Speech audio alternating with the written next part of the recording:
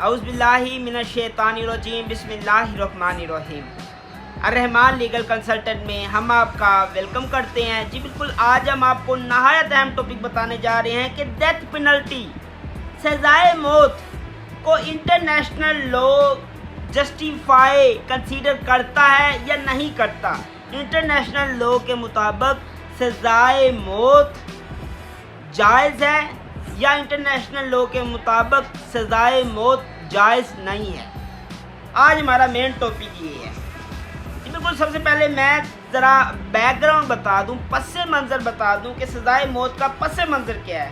بالکل 20ویں صدی تک تو جسٹیفیکیشن کا جو سا کنسیپٹ ہے وہ نہیں تھا، لیکن 20ویں صدی کے آخر میں جسٹیفیکیشن کا کنسیپٹ شروع ہوا اور 21ویں صدی میں جسٹیفیکیشن کے کنسیپٹ پہ بہت زیادہ ایمفیسائز کیا گیا۔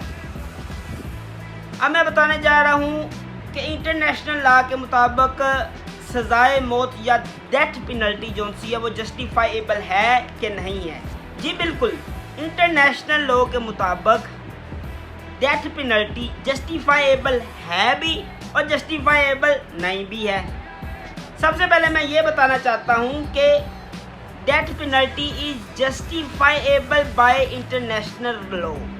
جی بالکل، انٹرنیشنل لا کے مطابق سزائے موت کس طرح جسٹیفائیبل ہے۔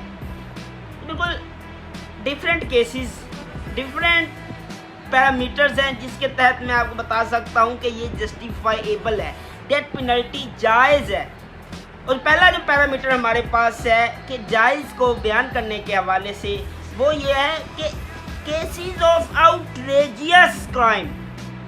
بالکل بعض جرائم ایسے ہوتے ہیں جو نہایت شرمناک ہوتے ہیں، سوسائٹی کے لیے، معاشرے کے لیے نہایت شرمناک ہوتے ہیں، اور ان آؤٹریجیس کرائمز کے جو کیسز ہوتے ہیں جیسے سزائے موت، جیسے مرڈر کیس ہو گیا یا اس طرح کے جتنے بھی کیسز ہیں جن کی پینلٹی ڈیتھ پینلٹی ہے، یہ بالکل یہ اس لیے ڈیتھ پینلٹی جائز کنسیڈر کی جاتی ہے کیونکہ ان شرمناک جرائم کی سزا بھی اس طرح کی ہونی چاہیے کہ معاشرے میں انصاف کا توازن ہو، اور معاشرے میں انصاف برقرار رکھنے کے لیے ڈیتھ پینلٹی انٹرنیشنل لا کے مطابق ان دی کیس آف آؤٹریجز کرائمز کی صورت میں جائز کنسیڈر کی گئی ہے۔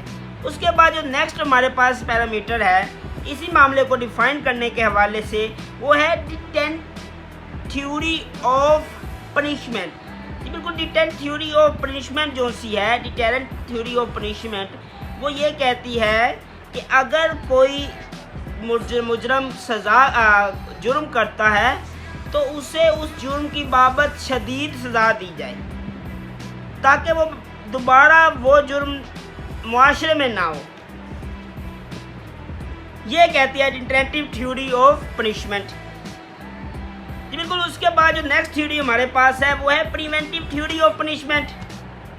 پریونٹیو تھیوری آف پنشمنٹ یہ کہتی ہے کہ معاشرے کو جرم سے دور رکھنے کے لیے اور مجرم کو معاشرے سے دور رکھنے کے لیے اسے پنشمنٹ دینی ضروری ہے۔ اگر کوئی بندہ، کوئی افینڈر، کوئی مجرم کوئی جرم کرتا ہے، کسی بھی افینس کی کمیشن کرتا ہے، کوئی جرم کمٹ کرتا ہے تو معاشرے کے لیے، معاشرے کے فائدے کے لیے اسے سوسائٹی سے دور رکھ دیا جائے، اسے معاشرے سے دور رکھ دیا جائے، اور اسے معاشرے سے دور رکھنے کے لیے یہ تھیوری پیش کی جسے کہتے ہیں پریونٹیو تھیوری آف پنشمنٹ۔ بالکل اس کے بعد جو اگلی تھیوری ہے وہ ہے retributive theory of punishment. Retributive theory of punishment سے مراد یہ ہے کہ ایسی تھیوری جس میں وہ یہ کہتے ہیں کہ جرم جو بندہ کرتا ہے اسے اس طرح کی سزا دینی چاہیے جس طرح کا اس نے جرم کیا ہے۔ اگر کوئی بندہ کسی کا مرڈر کرتا ہے تو ان دیٹ کیس اسے ڈیتھ سینٹینس سنانے چاہیے۔ یہ تھیوری ہمیں یہ کہتی ہے۔ اب میں آ رہا ہوں دوسری طرف کیا ہے کہ death penalty is not justifiable by international law, کہ اب دوسری طرف یہ ہے کہ جس میں سزائے موت انٹرنیشنل لا جائز قرار نہیں دیتا۔ انٹرنیشنل لا کہتا ہے کہ سزائے موت جائز نہیں ہے۔ اب وہ کون سے سرکمسٹانسز ہیں اب وہ میں آپ کے ساتھ شیئر کرنے جا رہا ہوں۔ سب سے پہلے ہے وائیولیشن آف ہیومن رائٹ، کہ انسانی حقوق کی وائیولیشن ہوتی ہے، وہ کس صورت میں ہوتی ہے؟ یہ بالکل سب سے پہلے ہے کہ پروہیبیشن آف ٹارچر، کہ کسی پر تشدد کی پروہیبیشن ہونی چاہیے۔ ہیومن رائٹس یہ کہتا ہے، human right prohibition of torture کرتا ہے بالکل۔ اس کے بعد right of life and liberty, جی بالکل ہیومن رائٹس ایک طرف تو رائٹ آف لائف پرووائڈ کرتا ہے اور دوسری طرف کہتا ہے کہ ایک شخص کو اس کی گناہ کی بابت زندگی کا حق ہی اسے چھین لیا جائے، تو اس طرح بھی وہ کہتے ہیں کہ نہیں، ڈیتھ پینلٹی جو سی ہے وہ ضروری نہیں ہے۔ اور اس کے بعد ہیومن رائٹ ہی کہتا ہے کہ cruel, inhuman, degrading treatment and punishment نہیں ہونی چاہیے، تو اس لیے بھی یہ کنسیڈر کیا جاتا ہے کہ violation of human right commit ہوتی ہے۔ اس کے بعد جو نیکسٹ ہمارے پاس پیرامیٹر ہے وہ یہ ہے کہ معاشرے میں انصاف پرووائڈ کرنا ہمارا مقصد ہوتا ہے۔ ہمارا مقصد معاشرے میں انصاف پرووائڈ کرنا ہوتا ہے، نہ کہ معاشرے میں جرائم کا اضافہ کرنا ہوتا ہے۔ اس لیے ایک تھیوری انہوں نے دی ہے جسے کہتے ہیں بیسک فلسفی آف کرمنل جسٹس۔ وہ کہتے ہیں کہ بیسک فلسفی جو سی ہے کرمنل جسٹس کی، وہ یہ ہے کہ معاشرے میں انصاف پرووائڈ کیا جائے، معاشرے میں جرم روکا جائے، نہ کہ معاشرے میں جو سے ہیں اشخاص ان کے ساتھ برا سلوک کیا جائے۔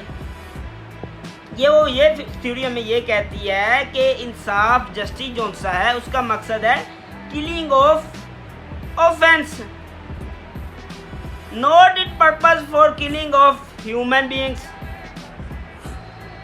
جی بالکل اسی کے ساتھ جو نیکسٹ تھنگ ہمارے پاس ہے وہ یہ ہے کہ irreversible جسٹس۔ irreversible جسٹس سے مراد ہے کہ ناقابل واپسی انصاف، ناقابل تبدیل انصاف۔ ناقابل تبدیل انصاف کیسی صورت میں ہے؟ کیونکہ ایسی صورت میں ہے اگر کسی بندے کو ڈیتھ سینٹینس یا ڈیتھ پینلٹی دے دی گئی، بعد میں کوئی ایسے سرکمسٹانسز رائز ہو جاتے ہیں جس میں کوئی شہادت نہیں آ جاتی ہے، جس شہادت کے مطابق اس بندے کو ڈیتھ پینلٹی نہیں دینی چاہیے تھی، پھر کیا معاملہ ہوگا؟ تو یہ جو ہے ایک اور فلسفی جو سی ہے فلسفی آف irreversible جسٹس جو سا ہے، یہ بھی نہایت اہمیت کی حامل ہے۔ جی بالکل اس کے بعد جو نیکسٹ ہمارے پاس فلسفی ہے وہ یہ ہے کہ ریفارمیٹیو تھیوری آف پنشمنٹ۔